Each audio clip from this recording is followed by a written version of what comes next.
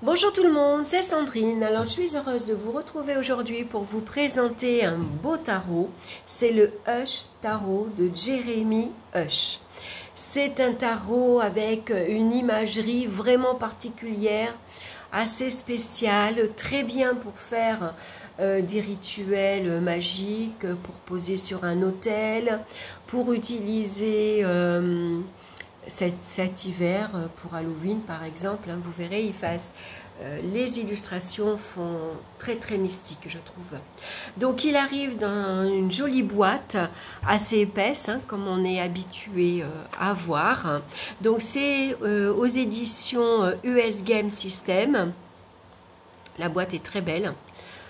Donc c'est une reproduction d'une carte. Je ne sais plus si c'est l'impératrice ou la papesse, je ne m'en rappelle plus, on regardera. Donc derrière on a deux jolies illustrations de cartes également, avec un mot en anglais. Alors par contre, je ne sais pas si le jeu est traduit en français, je pense pas. Toujours est-il que moi je l'ai qu'en anglais, donc je vous lirai pas ce qui est écrit derrière. Vous savez que l'anglais et moi, ça fait deux. Donc on va ouvrir la boîte, voici l'intérieur. On a bien sûr un petit livret et puis les cartes. Allez, je mets la boîte sur le côté. On va regarder le petit livret qui est assez fin, tout simplement parce qu'il n'est pas traduit ni en français, ni en allemand, ni en autre langue. Tout simplement en anglais. Alors, il n'y a pas grand-chose, il y a simplement une petite introduction. Et puis, on a de suite les arcanes majeurs. Donc là, on commence avec le fou. Donc il est numéroté, le titre de la carte. Et puis on a l'explication de la carte, donc à l'endroit et ici à l'envers. Alors moi ce que je fais généralement, je vais sur Google Traduction, je prends en photo et je vais avoir la traduction de suite en français. Donc c'est assez facile. Et puis généralement c'est assez bien traduit, ça dépend si... les phrases qui ont été employées, s'il n'y a pas trop de poésie par exemple, parce que sinon ça sera très mal traduit. Donc on a, voilà, ça, le magicien, la grande prêtresse, vous voyez, voilà. On a donc à l'endroit et l'explication ici à l'envers. Donc il y a un peu plus de choses écrites pour les arcanes majeures, un peu moins pour les arcanes mineures. Vous voyez ici pour l'as de pentacle, c'est assez court, le petit texte, et puis de suite l'explication inversée. Voilà, à la fin du livre, on va avoir un exemple de tirage. Enfin, c'est pas un exemple, c'est un tirage à 4 cartes. Voilà, et puis ensuite un mot sur l'artiste. Jeremy Hush. Donc je ne l'ai pas traduit, je ne peux pas trop vous parler de lui. Donc on va du coup essentiellement regarder les cartes. Et puis on a quelques petites pages blanches pour noter. Voilà pour le petit bouquin. Alors voici le dos des cartes. Alors on ne le voit pas trop si à l'écran c'est un vert kaki avec un crâne. J'aime bien comme c'est représenté. Les cartes sont de très belle qualité, elles sont épaisses et elles sont mates. Donc il y a beaucoup d'animaux également. Donc elles ne sont pas ni dorées ni argentées. Ça fait que si vous voulez, vous, avec un feutre, les colorer, bon, c'est tout à fait possible, quoi. Donc voilà le fou. Donc c'est une marmotte, une belette. Voilà le fou. Il fait assez automnal aussi par ses couleurs. Le magicien, donc là on voit que c'est une femme. Vous voyez, il y a vraiment, il y a un dragon. Voilà, les images sont assez particulières. Voilà la grande prêtresse, c'est celle qu'on retrouve sur la boîte. Magnifique. Un petit oiseau, il y a plein de petits détails.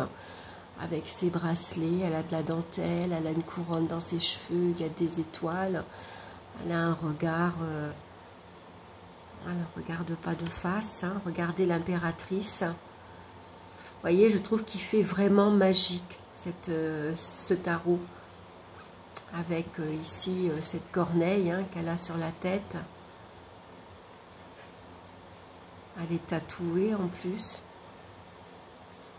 Il y a des abeilles. Ici, c'est l'empereur. Donc, l'empereur, on lui voit que les mains. Avec pareil, hein, c'est des corbeaux ou des corneilles. On voit qu'il y a une porte, une petite souris. Un petit couple, 2 souris. Ensuite, on a le hiérophant. On retrouve les clés quand même. Hein. Beaucoup d'oiseaux. Hein. Les amoureux, avec un pan ici tout autour. Les cygnes, les fleurs, c'est des iris. On a le chariot.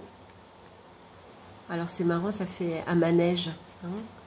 Le cheval, comme il est tenu avec cette petite fée sur le chariot, enfin, sur le cheval plutôt. Donc, la force, qu'on retrouve en 8, et non en 11. On a l'ermite, avec 7 hiboux, qui a attrapé un serpent d'ailleurs. C'est des couleurs dans les tons marron, orangé, un peu de vert. J'aime bien, il est vraiment très très beau. Hein.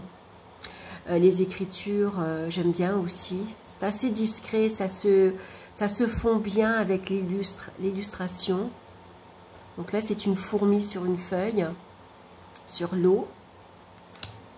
La carte de la justice, hein, avec ses abeilles, les fourmis également. Elle a une flèche qu'elle tient dans la main. Regardez, ça c'est le pendu. J'adore. C'est pour ça que je l'ai acheté d'ailleurs, le jeu. C'est cette carte-là qui m'a attirée. Elle m'a vraiment plu. Je trouve cette image, cette illustration vraiment magnifique. En plus, on voit sur le regard, il est assez expressif. J'adore. Donc on a la mort ici, hein, avec l'aigle, il y a ses œufs, ce crâne, il est superbe aussi. La tempérance, le diable. Donc là on retrouve un petit chaton, ça c'est un masque, avec des cornes, des coquelicots. Il est vraiment un jeu qui est relié à la terre. Hein. On retrouve beaucoup d'animaux, donc on peut aussi prendre la signification des fourmis, du chat, de la corneille, du hibou, hein, pour ajouter une explication supplémentaire. On peut associer aussi, on peut trouver la fleur aussi, ce qu'elle représente. Ici, on a la tour. Donc, il y a beaucoup de petits oiseaux, vraiment reliés à la terre. L'étoile, magnifique. L'étoile. Vous voyez, c'est un casque sur un crâne. Il y a des fleurs, malgré tout. Hein. Regardez le soleil. Vraiment, les illustrations, elles sont vraiment hors du commun, je trouve. J'ai pas vu un autre jeu qui lui ressemble. Et voici la lune. Superbe, hein? Superbe, superbe. Vraiment, l'idée est... Vraiment, l'idée est originale. La carte du jugement. Elle est très belle, cette carte aussi, avec cette porte. Je vois pas bien qu'est-ce qu'elle tient dans la main. Ah, c'est ses cheveux, on dirait. Une bougie. La carte du monde, c'est pareil, c'est une autre porte. Hein. Il y a 2 passages, mais 2 passages différents. Magnifique. Ensuite, on a l'as de coupe. Le 2 de coupe. C'est des guerrières. Hein. Le 3 de coupe, la déesse sur le bouc, comme ça. Regardez le 4 de coupe. Ce petit lapin. Le 5 de coupe. Donc on retrouve bien le 5 de coupe, c'est les regrets, hein, c'est les remords, c'est la tristesse. Hein. On retrouve bien avec ce noir et ce gris. Le 6 de coupe avec ses lièvres. Le 7 de coupe. très automnal avec ces feuilles. Le 8 de coupe, regardez comme il est beau. Cette petite fée là sur le côté. Le 9 de coupe. Il est superbe. C'est même dommage que les cartes ne sont pas un peu plus grandes. En tout cas, elles sont très agréables à avoir dans les mains. Le toucher, elles sont très douces. Le 10 de coupe avec, c'est les cigognes. Le page de coupe. On dirait un merle. Le cavalier de coupe. Beaucoup d'oiseaux, hein. Beaucoup d'oiseaux. La reine de coupe. Et le roi de coupe. Superbe. Maintenant, on va passer au bâton. Donc ça, c'est l'as de bâton. Le 2 de bâton. Le 3 de bâton. Le 4 de bâton, elle est très jolie avec ses roses. Le 5 de bâton, donc vous voyez, il y a les serpents. Hein. Le 6 de bâton. Le 7 de bâton. Le 8 de bâton. J'adore les couleurs. Les dessins, mais les couleurs aussi sont vraiment magnifiques. Regardez comme elle est mimi celle-là, le 10 de bâton. Il est beau ce petit chat. Le page de bâton. Le cavalier de bâton. La reine de bâton. Et le roi de bâton. Ensuite, on va passer donc au denier. Ça, c'est l'as de denier. Il tient dans son bec une clé. Le 2 de denier. Le 3 de denier sur cette timbale. Le 4 de denier. Le 5. On dirait que le personnage est sous l'eau. On dirait qu'elle se noie dans ses soucis. Le 6 de denier, la générosité. On retrouve ici la balance. Le 7 de denier. Le 8 de denier. Le forgeron, hein. Je sais pas, il sculpte des différents visages, des crânes. Le 9 de denier. Et le 10 de denier. Maintenant, le page. Regardez comme elle est belle. Avec son masque, avec ses boucles. Ça fait vraiment mystique. Hein. Le cavalier, toujours avec les clés. Là, sauf que la clé, là, elle est à l'envers. À l'intérieur, on voit des mains. Des mains qui prient, on dirait. La reine, magnifique. On dirait une mariée. Ben, c'est une mariée, d'ailleurs. Et le cavalier, le roi, pardon, le roi de denier. Ensuite, on passe à l'as d'épée, avec le cheval, hein, avec son armure, il est joliment décoré. Regardez, le 2. Le 3, j'aime bien ce visage effrayé, apeuré. Le 4 d'épée, le 5 d'épée, le 6 d'épée, le 7,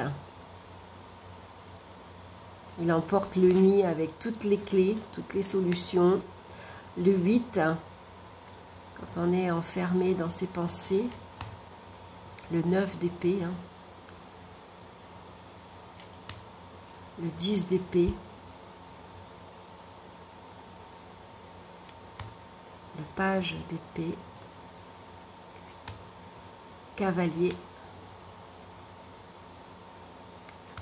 la reine et le roi d'épée. Regardez ce coq comme il est magnifique. J'aime beaucoup, vraiment beaucoup, je ne regrette pas. J'aime beaucoup les illustrations. Alors, je sais pas, on va les mélanger un peu pour voir, prendre un peu au hasard. On va les aligner. C'est juste pour voir quand les cartes sont allongées, enfin sont étalées comme ça. C'est superbe. On retrouve quand même pas mal de personnages. Et bien sûr, des animaux. Alors, essentiellement, des oiseaux, des corneilles, je dirais. C'est des corbeaux. Des merles, peut-être, aussi. En tout cas, j'adore. J'adore, j'adore. Regardez, quand les cartes sont alignées, ça fait un jeu magnifique. Hein. Voilà, donc, voilà, je sais pas. Je vais traduire le petit livre.